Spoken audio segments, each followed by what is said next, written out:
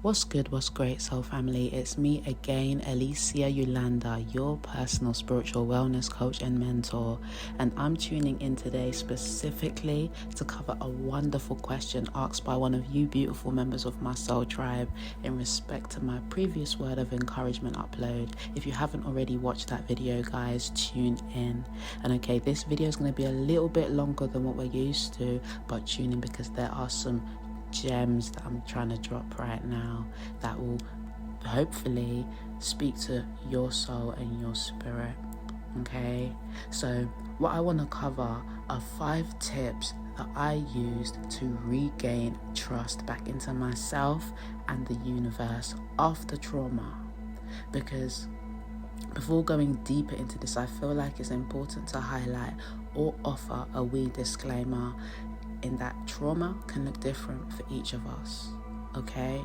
We all have our personal ceilings, so to speak, or emotional peaks that actually affect how we individually relate to experiences. What may be traumatic for one soul may be a walk in the park for another. As well as that, how we display our pain and anguish that we're going through may present itself differently for different people. Okay, some people are outwardly expressive about what they're going through, while others may be internally battling and fighting wars that we cannot see. All are equally as valid and all are equally as seen and felt on this channel. I just want to say that you are seen, you are heard, and we are here for you, soul family. So I also want to encourage and remind us all to be gentle and to be kind to our fellow kings and queens, because we never know the struggles others have been through or are going through. Okay, now guys, back to our 5 tips to regain trust back into ourselves and the universe. And the first tip is breathe.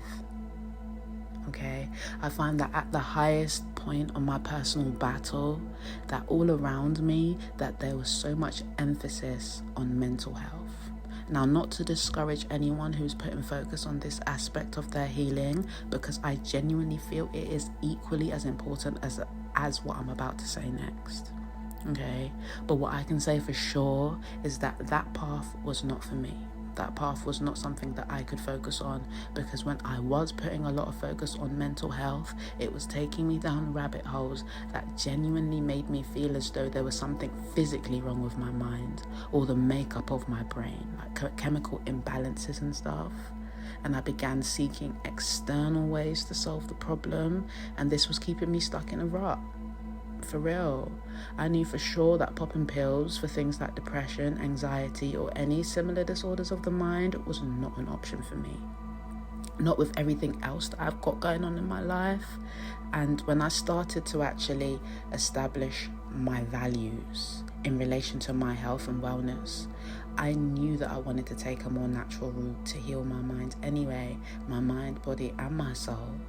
I realized that the problem was actually more spiritual than all of the labels that were coming up in my searches. And the Sanskrit translation for spirit is breath. Okay? Your breath is your life force.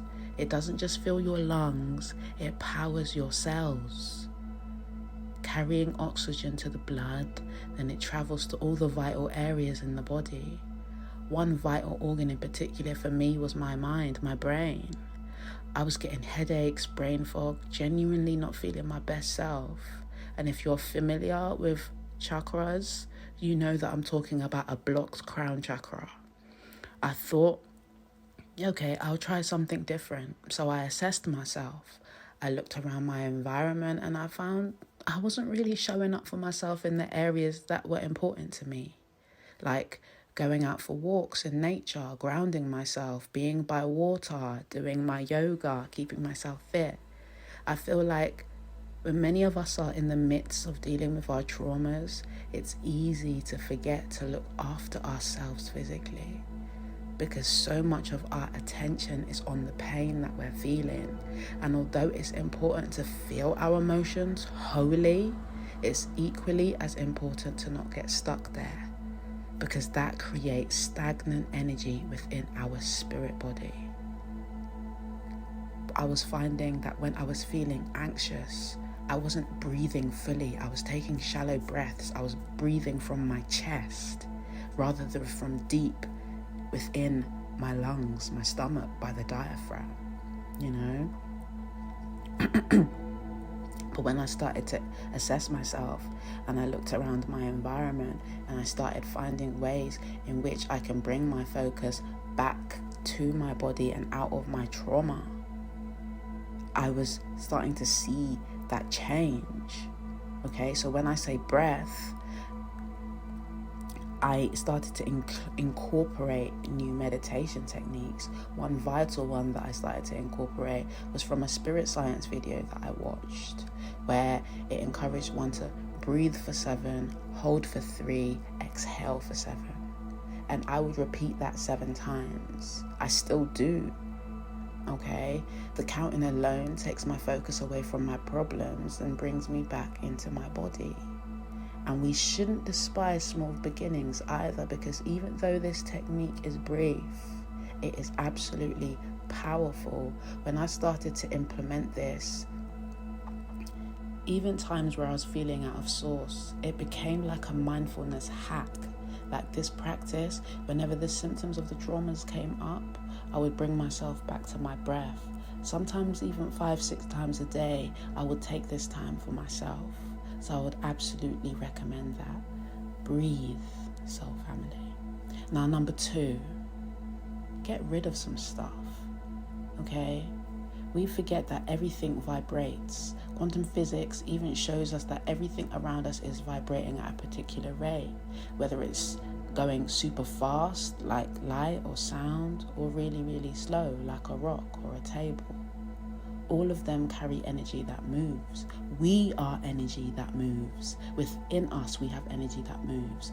Our chakra system is kind of like an emphasis of flowing energy that the body needs. Okay, and in our environments, there are a lot of items, stimuli that carry energy, that stores energy. And I'm not just referring to physical energy that it's stored. Like, you know, they say that energy can't be transformed, it can only be transmuted, or can't be destroyed, it can only be transformed or transmuted. I'm not just talking about that type of energy in the physical things. I'm talking about how we even relate to those things.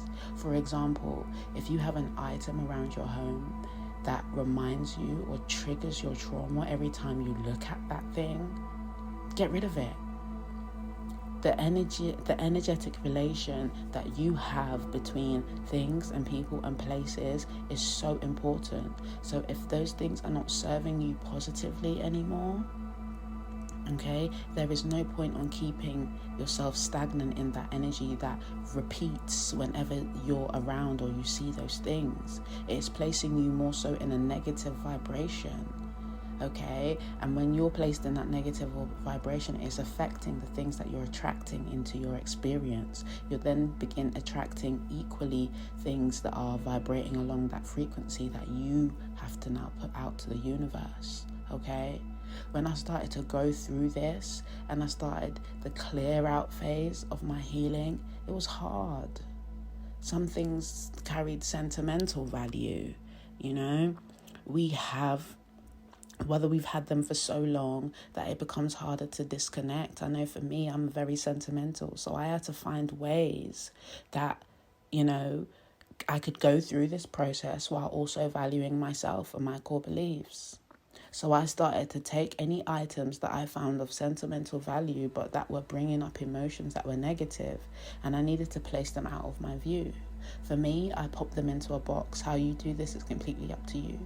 But I popped them into a box, whether it be away in a wardrobe or I was giving them to someone that I trusted for storage. Whatever suits you is completely up to you. But as long as it's out of eye view, it will then start to kickstart this process. After 6 months, I had completely forgotten about the items. But I had made a vow to myself when I began this process that I would never look in the box again, okay? Because when I knew the time would come, when it was time for me to release these things, I knew that that box in its form would go straight to charity or to the dump. I'm not going to revisit that anymore because I can't physically see what's in the box. So those emotions are not as powerful, they're not as strong anymore. Okay? But the most important part was simply just removing those energies out of orbit, whether it is to the charity or to the dump, it's completely up to you. And I also started studying feng shui. There's actually a lovely handbook that you guys can explore in your own time, soul family. It's called the Feng Shui Handbook, a practical guide to Chinese geomancy and environmental harmony. It's by Derek Walters. Check it out. This book helped me align my environment with my astrological and spiritual makeup. I gotta give it its props. It's absolutely powerful, because we don't realize how the positioning of certain things in our homes, like furniture or plants, actually affect the flow of energy around us. And as within, so without. So if the flow of our energies is if the flow of our home is all muddled up, just imagine the flow of our bodies, which is the only home we'll ever take with us wherever we go. So I emphasize, guys, that once we start to get rid of things and give ourselves space to focus on the natural order of our environments, you'll start to see the shift, okay? Now, number 3 is journaling.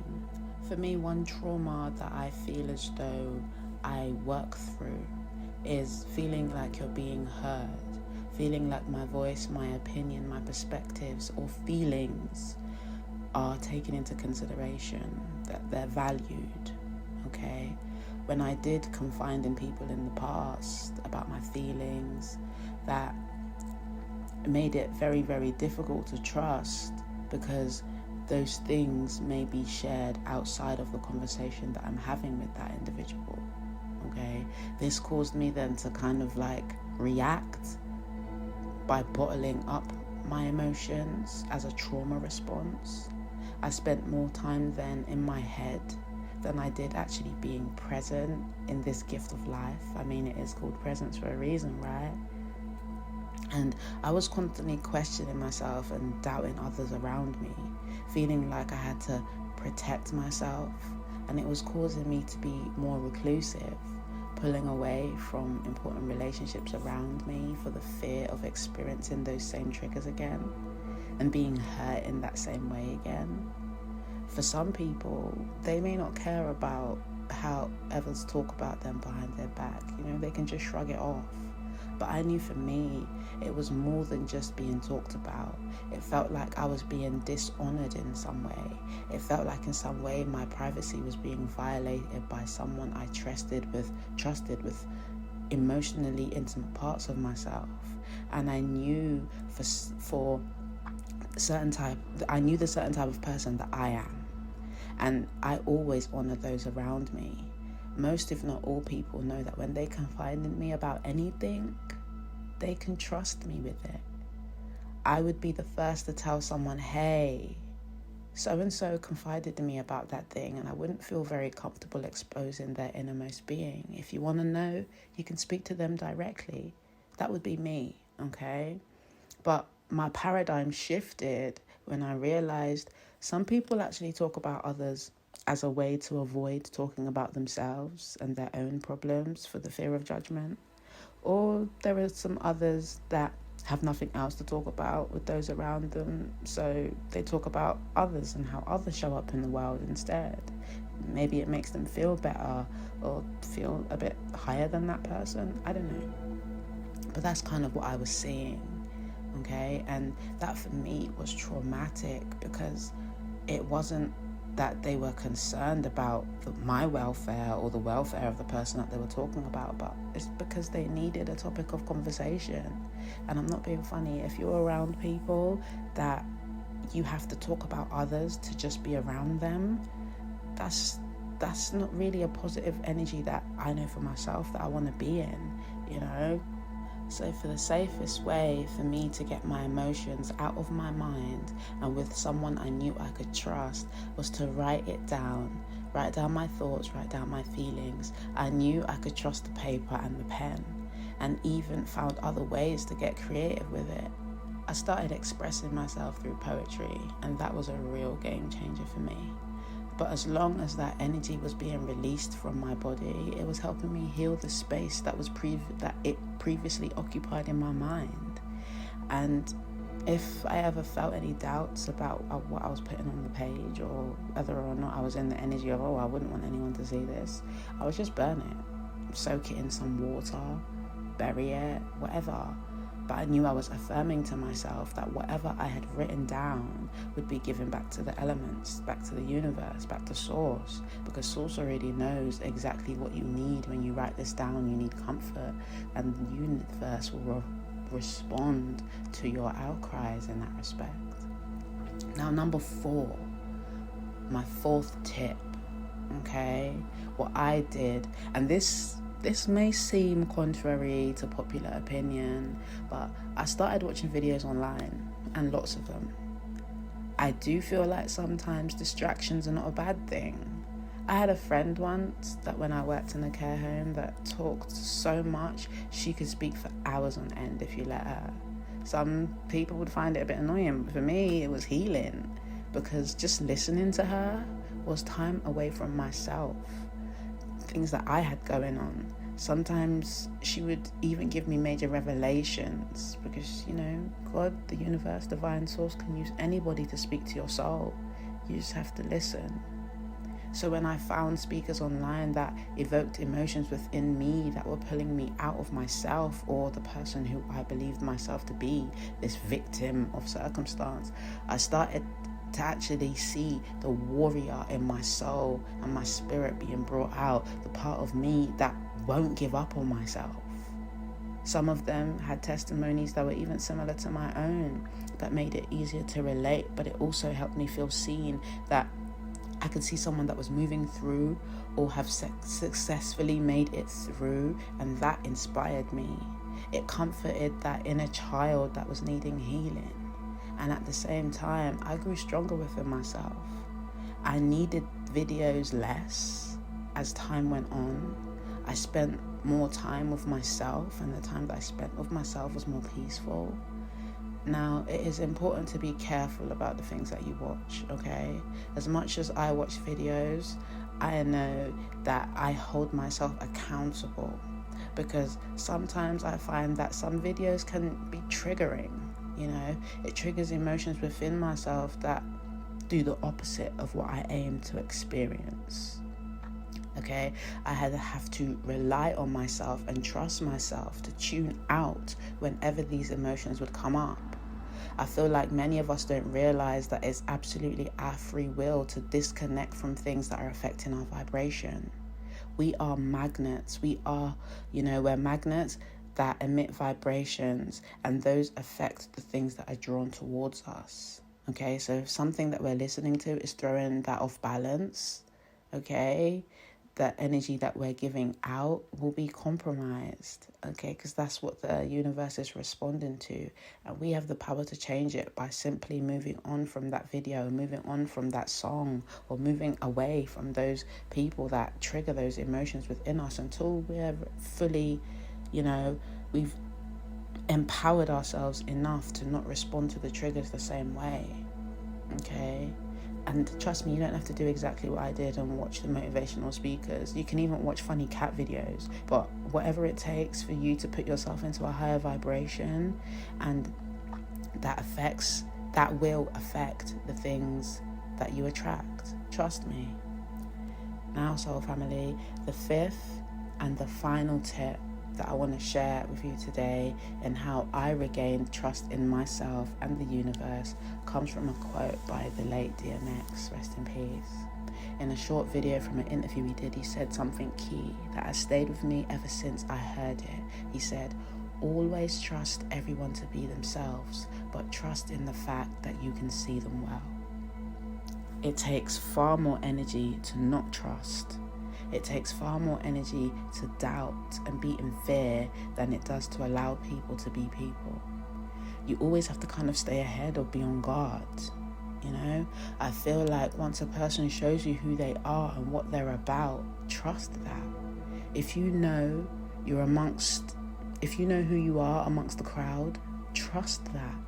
If you're around someone who spends more time talking badly about others than they do uplifting others, trust that energy in relation to yourself, okay? And how they would treat you.